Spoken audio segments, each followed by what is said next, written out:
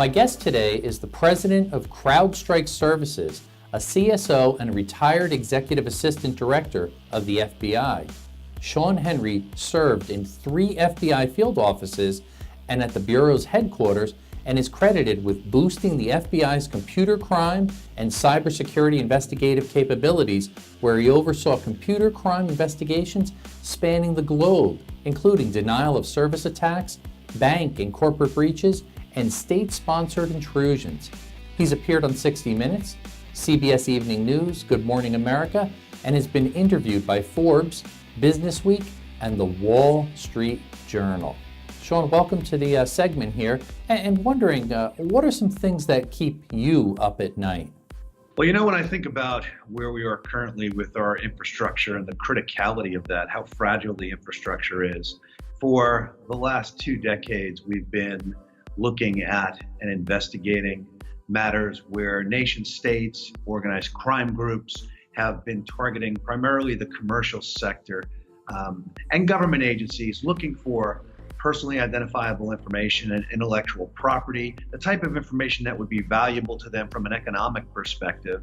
But what we've seen in the last year or two are much more destructive attacks, where the actual infrastructure is impacted physically by the electronic attack. So what do you mean by that?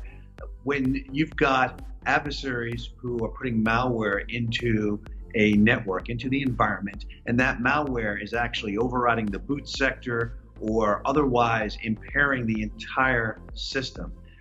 In some cases, it's ransomware, where the data is encrypted and you cannot decrypt the data, so you lose access to everything you own. These types of attacks are significant danger. They're on the rise, and they will have a significant impact on organizations' operational capability. Wow, yeah, scary stuff. So what are some things that Crowdstrike does as they dig into this? Can you find out where the source of some of these attacks are when you're trying to counter them? You know, one of the things we look to do is attribution, where we identify who the adversaries are. And we have a whole intelligence team that is looking at the type of malware deployed, the tactics that are being used, etc. And that's important from a defensive perspective, and it allows organizations to proactively hunt in their environment to look for indicators that an adversary is there.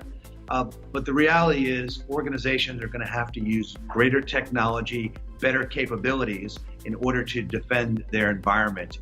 These attacks are relentless. They're going to continue because the adversaries get so much return on their very limited investment. We've got to be much more innovative and much more active in trying to mitigate the consequences of these attacks. Okay, some great information. Hey, if our viewers want to find out a little bit more about some of the specific things you're involved in, what Crowdstrike is doing, where's some of the best spots they can go to get further information and hopefully reach out and work with you guys? I think the best way to start is at crowdstrike.com, crowdstrike.com. We've got information related to our professional services, our intelligence team, as well as our technology, which is highly advanced and helping to detect the adversary activity in the environment. So that's the best place to start. You can also follow us on Twitter at Crowdstrike, where we're putting out information on a regular basis. I think that people have to be tuned into what's happening. It's so important for them to be aware of the environment and to get the most up-to-date information. Like any crisis, the more you know, the better prepared you can be, the better capable you are in defending yourself, protecting your assets, and ensuring that your organization remains safe. Yeah, well said.